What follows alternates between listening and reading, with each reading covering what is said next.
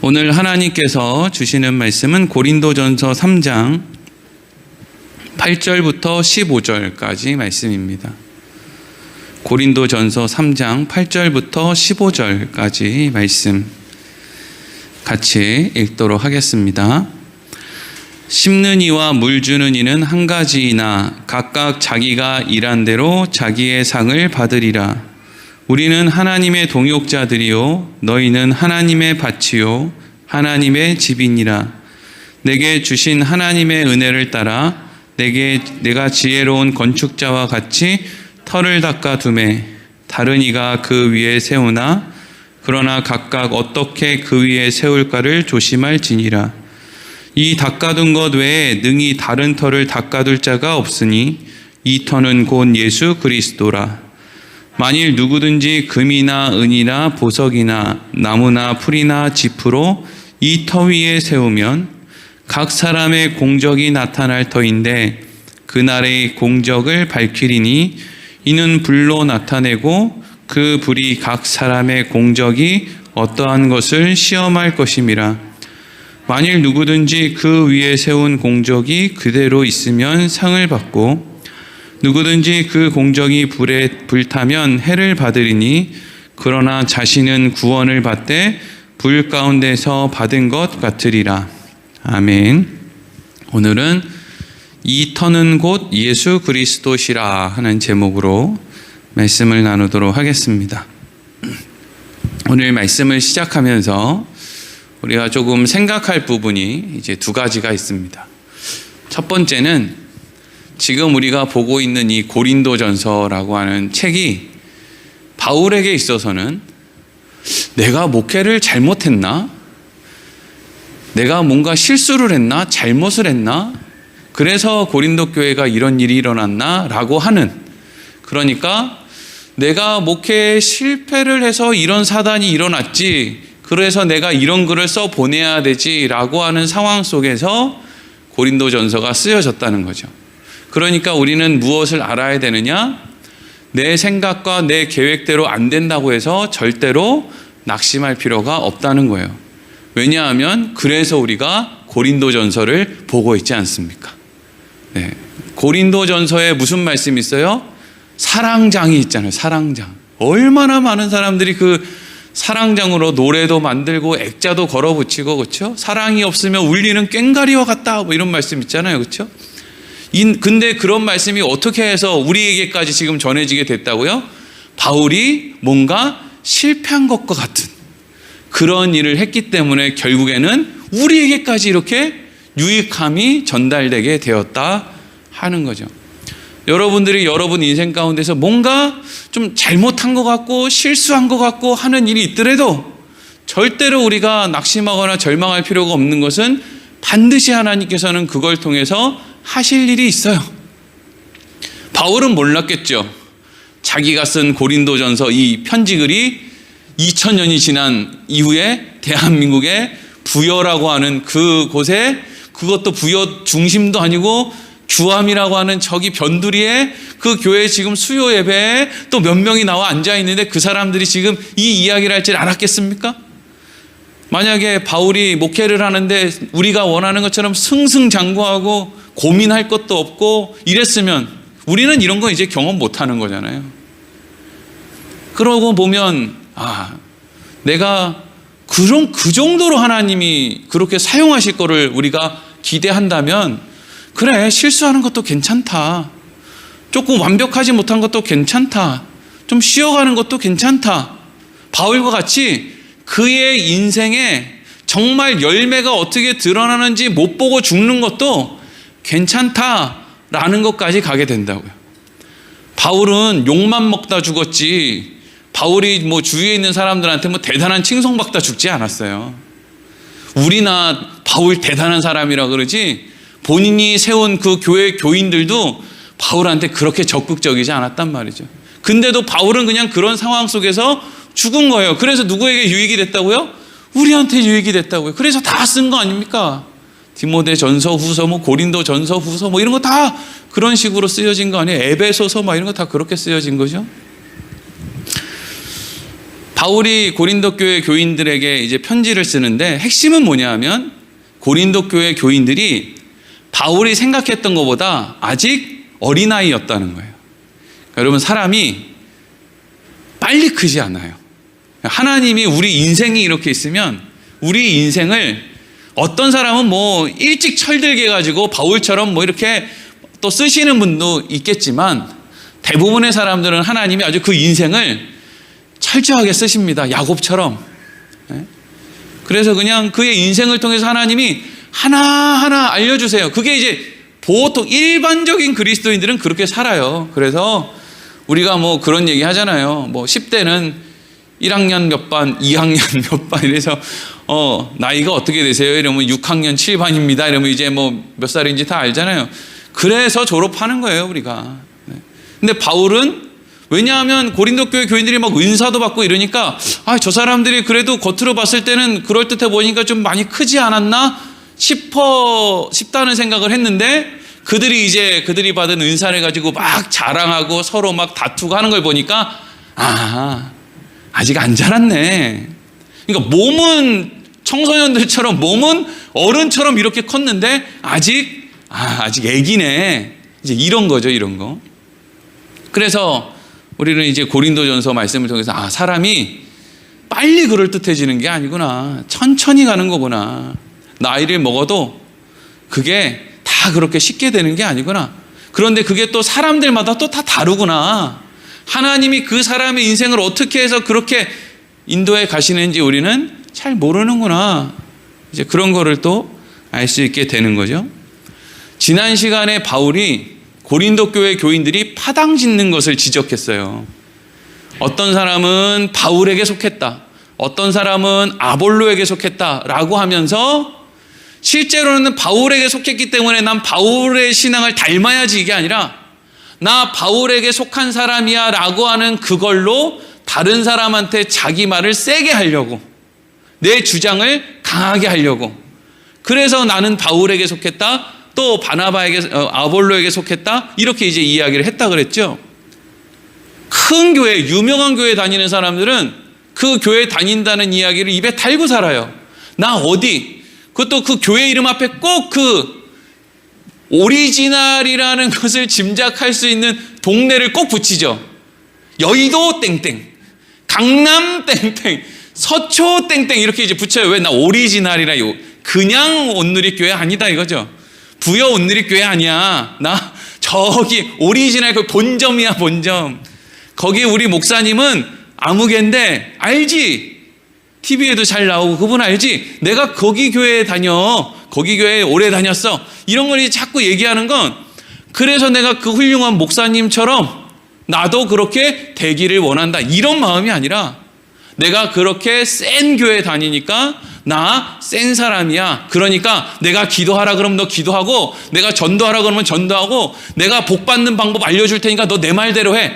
이런 식의 이제 자기 주장을 하려고 그걸 이제 갖다 붙이는데 그런 걸 하는 사람들을 뭐 우리가 막 책망하고 못마땅하게 여기는 게 아니라 그런 걸 하는 사람이 어떤 사람이라고요? 어린아이라고요. 어린아이. 그러니까 그런 걸 보면 너 우리 목사님이 그런 거 말이야. 다 자기를 드러내기 위한 거라 그랬어. 너 정신 똑바로 쳐. 이렇게 또 면전에서 그렇게 면박 주지 마시고요.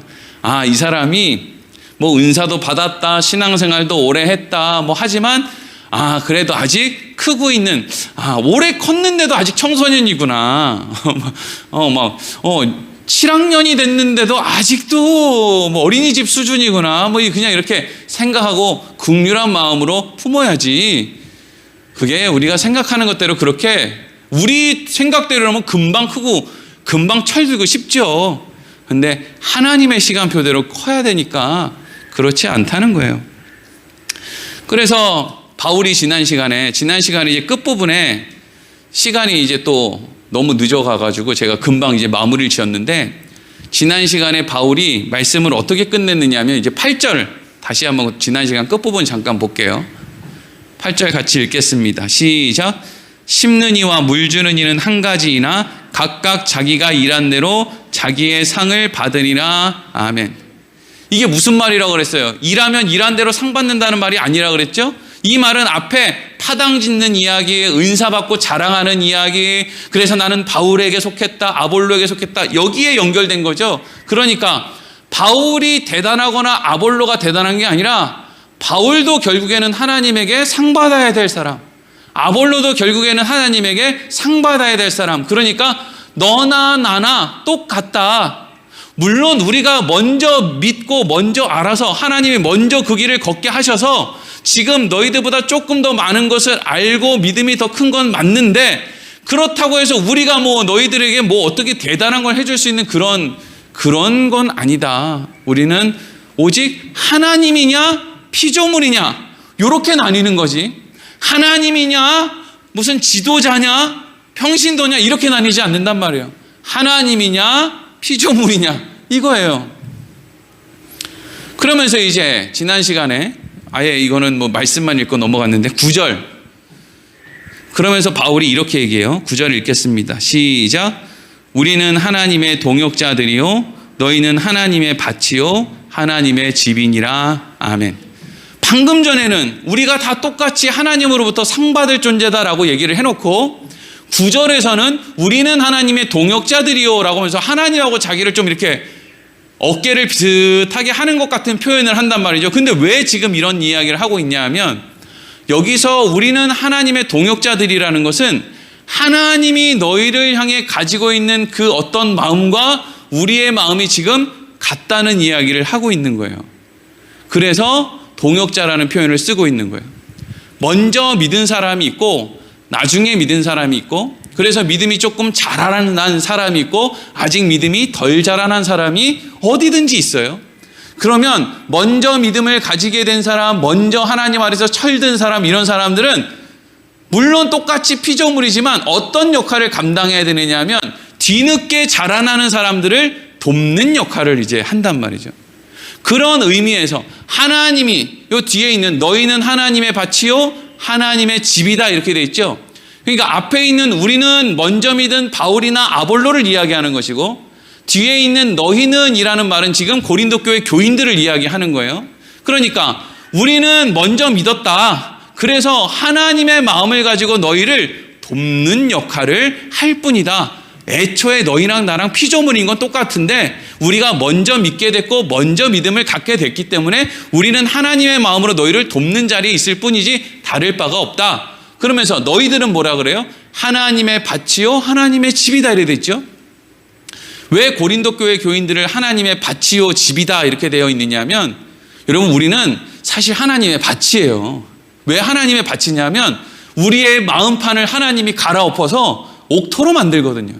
이게 어린아이 같은 심령을 신령한 자로 만드는 것을 하나님이 우리 안에 하는 거고, 예수님이 말씀하신 씨 뿌리는 자의 비유 안에 있는 옥토에 뿌려진 씨는 열매를 맺는다 그러잖아요. 길가나 돌밭이나 가시떨기밭에 있는 씨는 열매를 못 맺는다고요. 그러면 길가와 돌밭이나 가시떨기에 있는 그 밭을 농부가 와서 갈아엎어가지고 뭘 만들어야 돼요? 옥토를 만들어야 될 거 아닙니까? 그래서 우리는 하나님의 밭이에요. 우리가 하나님의 밭이라고요. 그래서 하나님이 예수 그리스도라고 하는 호미를 가지고 와서 우리 마음을 갈아엎는 거예요. 갈아엎는 도구는 예수 그리스도죠.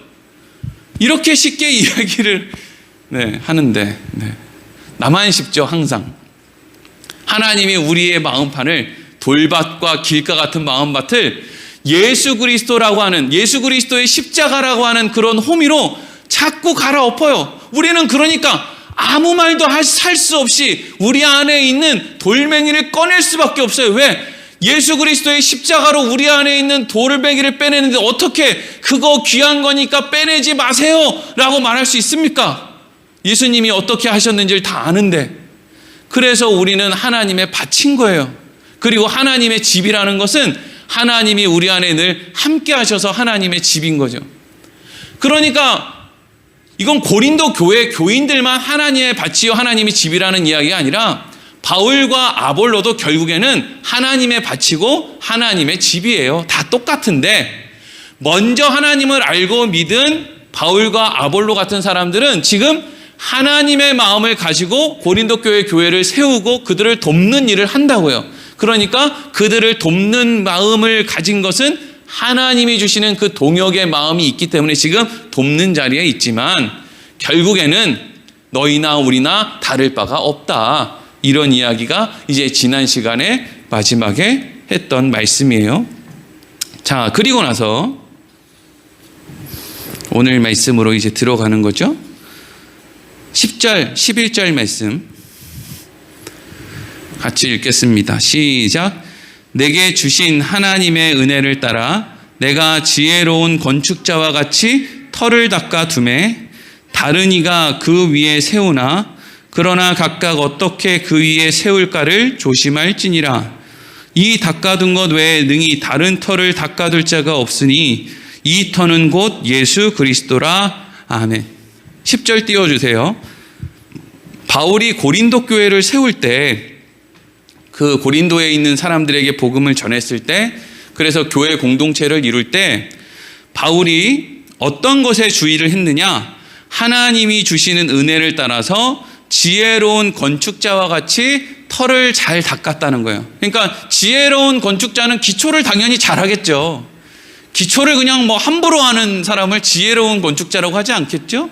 그러니까 기초를 잘 닦았다는 거예요, 바울이. 근데 그 잘 닦아놓은 기초가 뭐냐 하면 예수 그리스도라고 하는 기초라는 거예요. 근데 예수 그리스도라고 하는 그 기초 위에 바울은 사람들을 모으고 복음을 전하고, 그래서 사람들에게 하나님을, 예수님을 가르치고, 또 그 사람들을 다시 또 파송하고, 또 다른 새로운 사람이 오면 또 그 사람들에게 복음을 전하고 양육하고, 이런 일을 이제 건물로 치면 그 기초 위에 그런 집을 이제 지었다는 거예요. 근데 모든 사람이 바울처럼, 그러니까 기독교인들은 다 목사처럼 해야 된다 이런 게 아니라고요. 복음을 들은 사람은, 바울은 자기 나름대로 복음을 전하고 또 다른 데로 옮겨가서 교회를 세우고 이런 일을 하지만, 어떤 사람은 가정을 꾸리고 직장을 생활을 하고 또 사업장을 일구고 장사를 하고 이런 일들 한단 말이죠. 그러니까 바울은 자기가 고린도 교회를 세울 때 예수 그리스도라고 하는 기초 위에 자기는 교회를 세우는 그 일을 열심히 했다는 거예요. 근데 그 기초가 예수 그리스도라고 하는 기초였다. 그런데 너희들은 지금 그 예수 그리스도라고 하는 기초 위에 어떤 집을 세웠는지를 한번 잘 생각해 봐라. 그걸 조심해야 된다. 여러분, 우리가 인생을 살아갈 때 특히 그리스도인들은 어떤 인생을 살든지 간에 그게 건물을 세우는 거예요. 집을 짓느냐 건물을 세우느냐 이렇게 이제 생각하면 되는데, 그 바닥에 기초에는 항상 뭐가 있어야 된다는 거예요? 예수님이 있어야 된다는 거죠. 왜 예수님이 있어야 되느냐? 왜 다른 것 위에 세우면 안 되느냐? 왜 예수님 위에 있어야 되느냐? 12절 13절 같이 읽겠습니다. 시작. 만일 누구든지 금이나 은이나 보석이나 나무나 풀이나 지프로 이 터 위에 세우면 각 사람의 공적이 나타날 터인데 그 날이 공적을 밝히리니 이는 불로 나타내고 그 불이 각 사람의 공적이 어떠한 것을 시험할 것임이라. 아멘. 왜 예수 그리스도 위에 집을 세워야 되느냐? 여기 12절에 보면 누구든지 금이나 은이나 보석이나 나무나 풀이나 지프로 이 터 위에 세운다 돼 있죠. 그러니까 이제 이 집을 짓는 재료를 얘기하는 거예요. 그러니까 금이나 은이나 보석이 뭐 값이 비싸서 앞에 나오는 게 아니라, 이런 금이나 은이나 보석은 불이 나도 없어져요, 안 없어져요? 안 없어집니다. 네. 오면서 오늘 차량 운행하면서 이제 불난 얘기를 했는데, 암만 불이 나도 금이나 은이나 보석 뭐 끄름이 낄 수는 있어도, 뭐 다이아몬드 같은 거 뭐 어디다 넣었다 빼면 뭐 흠집 나서 가치는 좀 떨어질 수 있어도 뭐 그거 없어지겠습니까? 그냥 그대로 있단 말이죠. 그래서 앞에 있는 건 금이나 은이나 보석은 그렇게 표현을 한 거고, 뒤에 나무나 풀이나 짚은 불이 나면 어떻게 되죠? 없어져 버린단 말이죠. 그래서 이제 이 본문을 가지고 이제 말씀을 전할 때 또 13절 넘어가 보면, 그런데 어떤 날에 불과 같이, 어떤 사건이 불과 같이 일어나서 너희들이 세웠던 그 집을 불사르게 되는 날이 있을 텐데, 그 날에 그 불사르는 일을 통해서 자기가 했던 일에 대한 공적이 나타난다는 거예요. 만약에 이 사람이 보석이나 금이나 은으로 집을 지었으면 불이 암만 나도 결국에는 그게 남아있으니까 공적이 나타날 거고, 이 사람이 풀이나 짚이나 이런 걸로 이제 집을 지었으면 결국에는 다 타고 없을 거니까 그 사람이 여태까지 했던 그 공적이 남아있지 않을 거 아니냐. 그러니까 예수 그리스도라고 하는 터 위에 너희들이 변함없는 것을 가지고 집을 지어야 된다. 이런 이제 이야기를 하고 있는 건데, 대부분의 사람들이 이제 이 말씀을 가지고 이제 복음을 전할 때 그런 이야기를 많이 해요. 여러분들 인생에 불과 같은 시험이 올 때가 있을 겁니다. 불과 같은 시험이 와서 여러분들 인생에 어떤 것을 다 빼앗아가는 날이 오면 여러분들 그 불과 같은 시험을 이길 준비가 되어 있습니까? 이제 이런 식으로 이제 겁을 준단 말이죠. 그러면 이제 그런 준비를 잘 하려고 생각을 하면 교회 잘 나와라, 신앙생활 잘해라, 이제 여기로 이제 가는 거예요.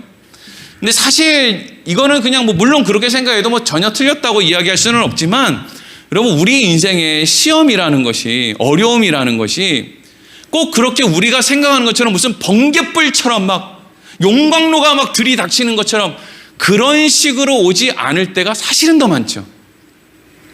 그냥 무던한 인생이 더 많아요. 그렇게 우리나라 과거 6.25 전쟁이 어떻고 일제시대 그런 어떤 시대적인 어떤 그런 거 말고 그냥 대부분의 그냥 평이한 인생들은요, 그냥 직장 나가고 물론 몸이 좀 아플 때도 있고 또 무슨 자식이 속썩일 때도 있고 이런 거 있지만 거의 그냥 그렇게 흘러가는, 불과 같은 시험이 막 찾아오는 사람이 그렇게 더 많으냐? 그렇지 않다고요. 근데 문제는 뭐냐면 반드시 그 시험이 온다는 거예요. 그게 무슨 얘기냐면 어느 때가 되면 그것이 사라지는 때가 온다는 거죠. 꼭 불과 같이 느닷없이 와서 문제가 아니라 그 인생이 평이하게 흘러가는데 그 가운데 우리가 무엇을 짓고 살았는지 그 위에 불이 떨어지는 것처럼 내가 중요하다고 생각하는 그것이 사라지는 때가 온단 말이에요. 자식의 눈빛이 변한다거나 더 이상 내 몸이 내 마음대로 되지 않는다거나, 또 오늘 차량 운행하면서 치매 얘기가 나왔는데 치매는 본인은만 행복한 질병이라는데 생각이 안 난다거나, 내가 엊그저께 시집 온 것 같은데 여기는 어디지? 이런다거나, 그건 여러분 불과 같이 갑작스러워서가 아니라 누구든지의 인생이 다 그렇다는 거예요. 돈도 필요 없고 건강도 필요 없고 아무것도 필요 없어지는 그때가 온다는 거죠. 그러면 뭐만 남는 거예요? 뭐만? 영원한 것만 남는다는 거죠. 영원한 것. 그래서 바울은 고린도 교회를 세울 때 예수 그리스도라고 하는 터 위에 자기는 영원한 것을 세웠다는 거잖아요. 영원한 것. 바울의 인생을 보면은 사실 여러분 이런 인생도 있을까 싶기도 해요. 왜냐하면 바울이 다메섹으로 가는 길에 예수 믿고 내가 여태까지 예수를 오해했구나. 예수가 가짜인 줄 알았는데 진짜였네. 그리고 나서요, 바울이 그때부터 고생길이 이제 시작되는 거예요. 계속 끊임없이 복음 전하면 복음 전하는 대로 고난당하고, 또 자기 편이라고 생각하는 사도들이나 믿는 사람한테 가면은 또 저거 이중첩자 아니냐고 또 오해받고, 시간이 지난 다음에 그 오해는 풀렸는데 그거보다 더 끔찍한, 본인이 세운 교회 교인들이 저거 사도도 아니다, 저거 완전 거짓말쟁이 내리고 막 손가락질하고 막 그런 인생을 막 산단 말이에요. 그럼 대부분의 사람들은요, 하고 싶을까요? 안 하고 싶을까요? 안 하고 싶단 말이죠. 바울이 돈을 받고 다녔습니까? 좋은 이야기를 듣고 다녔습니까? 안 하고 싶잖아요. 네? 여러분들이 다 공동의회 해가지고 우리는 배 목사님이랑 같이 신앙생활하기 싫다고 전부 다 우리는 당신이 우리 교회에 없었으면 좋겠다고 라고 다 그렇게 반대를 하면 누가 여기 있고 싶겠습니까? 안 그래요? 그렇잖아요. 여러분들도 마찬가지잖아요. 한 사람 딱 해놓고 공동의회에서 우리는 권사님, 집사님, 우리 교회에서는 좀 아닌 것 같아요. 그냥 나가주세요. 이러면 이거 법이 어떻고 간에 기분 나빠서라도 하기 싫잖아요. 그거 하고 싶습니까? 기분 나빠서라도? 근데 바울은 그랬다니까요. 근데 그런 와중에 감옥에도 들어가고 도움이 필요한데 돕는 사람은 하나도 없고, 그런데 교회들마다 어려운 일들이 막 발생할 때 바울이 어떻게 해요? 사랑의 편지를 써보내는 거예요. 지금 그게 바울 자신은 지금 뭘 한다는 거예요? 예수 그리스도 터 위에 자기는 보석 같은 금 같은, 은 같은 집을 짓고 있다는 거예요. 그래서 자기가 뭐 늙든 죽든 뭐 병들든 누가 떠나가든 자기가 세운 교회 교인들이 자기를 뭐 원망하고 미워하고 배척하든 자기는 괜찮다는 거죠. 왜? 그런 것들은 불과 같은 시험, 그런 불과 같은 시험들은 내가 했던 모든 일들의 기초에 예수님이 있고 예수 그리스도께서 우리에게 알려주신 대로 영원한 것을 위해 이제까지 살았던 나는 이런 거 없어져도 상관없다는 거예요. 그런 인생을 바울이 살았다는 거죠. 우리도 우리 인생은 뭐 어떻게 살고 있나 생각해 볼 필요가 있는 거죠. 우리는 지금 예수 그리스도라고 하는 터 위에 가정을 세우고 있나? 나는 지금 직장 생활을 왜 하고 있나? 나는 지금 사업체를 왜 운영하나? 나는 지금 도대체 왜 그 일을 하나? 학교는 왜 다니나? 교회는 왜 나오나? 교회 와가지고 자기 이름 내고 막 안 되면 싸우고 막 굴러 들어온 돌 타령이나 하고 뭐 누구 편이냐, 목사파냐, 장로파냐 이런 거 할 거면 도대체 왜 하느냔 말이죠. 예수 그리스도라고 하는 그 터 위에 영원한 집을 지을 게 아니면 도대체 우리가 왜 그걸 하냔 말이에요. 때 되면 다 없어질 건데. 자식은 왜 키웁니까? 때 되면 다 지 살 길 찾아간다고. 오늘 어디 방송을 보니까 그 북한에서 내려온 어떤 분이 탈북자죠. 이제 우리나라는 노인복지가 참 잘 돼 있다라는 이야기를 하면서 무슨 이야기를 하느냐면 북한은 70세가 넘은 노인은 무조건 산으로 보낸다는 거예요. 누가 보내겠어요, 그 노인을? 자식들이 보내겠죠. 이게 무슨 옛날에 그 고려장도 아니고 말이죠. 그럼 무조건 산으로 보내서 산에 있는 그냥 오두막지에서 그냥 살다가 그냥 죽든지 살든지 거기서 농사 짓고 뭐 텃밭 이어서 살든지 말든지 하라고 그러고 그냥 거기다 올려 보낸다는 거예요. 참. 뭘 믿고 뭐가 영원하겠습니까? 사실 영원한 게 뭐가 있겠어요? 예수 그리스도라고 하는 터 위에 영원한 것을, 영원한 가치를 위한 사랑의 가치, 정의의 가치, 하나님을 향한 그 마음을 담은 그 집을 짓는 것 외에 도대체 뭐가 있느냔 말이죠. 근데 바울은 지금 무슨 이야기를 하고 싶은 거예요? 그런데 영원한 가치는 결코 자랑을 할 만한 것이 없다 이거예요. 영원한 것일수록 자랑할 만한 것이 없다는 거예요. 그러면 고린도 교회 교인들은 지금 자기들 은사 받았다고 계속 자랑하잖아요. 그게 자기 자격이라 그러고 자기 입에 힘을 실기 위해서 자기가 어떤 은사를 받았는지를 계속 자랑한다는, 그러면 그 은사를 받은 것이 영원한 것이 아니라는 이야기죠. 영원한 것을 위해 사는 사람은 자랑이 없다는 거예요. 예수 그리스도 위에 그 터 위에 집 짓고 사는 사람들은 자랑할 게 없다는 거예요. 어떻게 자랑을 합니까? 예수 그리스도를 밟고 서서. 예수 그리스도로 집 짓고 사는데 어떻게 자기를 드러냅니까? 할 말이 없는 거죠. 그러니까 너희들은 어린아이야. 왠 줄 알아? 너희들은 예수 그리스도라고 하는 터 위에 집을 짓고 있지 않고 여전히 어린아이처럼 네 자랑, 네 생각, 네 고집을 위해서 집을 짓고 살고 있잖아.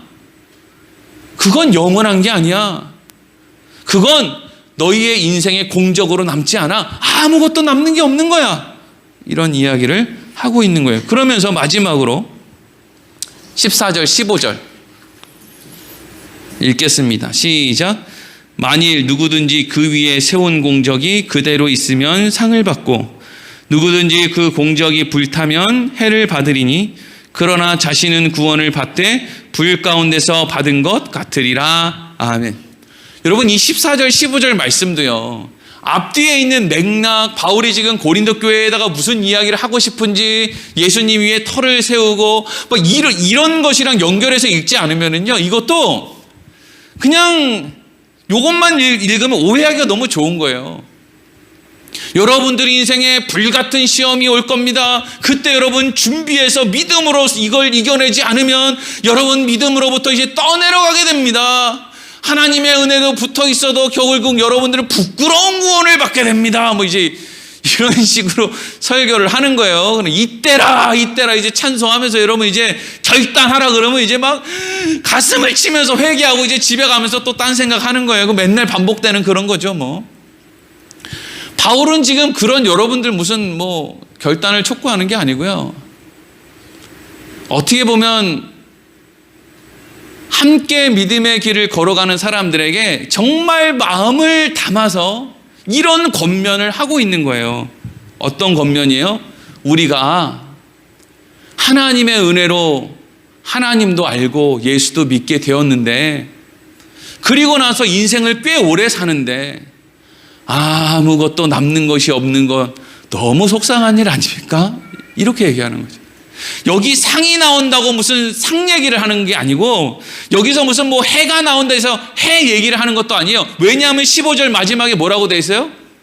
그러나 자신은 구원을 받되 불 가운데서 받은 것 같으리라. 이게 뭐, 이 말의 핵심은 뭐냐면, 구원은 받는다는, 구원의 문제랑 연결 짓는 건 아니라는 거예요. 일단은 이건 너희들이 뭘 예수 그리스도 터 위에 뭐 집을 짓고 뭐 잘 살고 못 살고 자기 자랑을 하고 못하고 이런 거랑 구원의 문제랑 연결되는 건 아니라는 거예요. 이게 기본적으로요.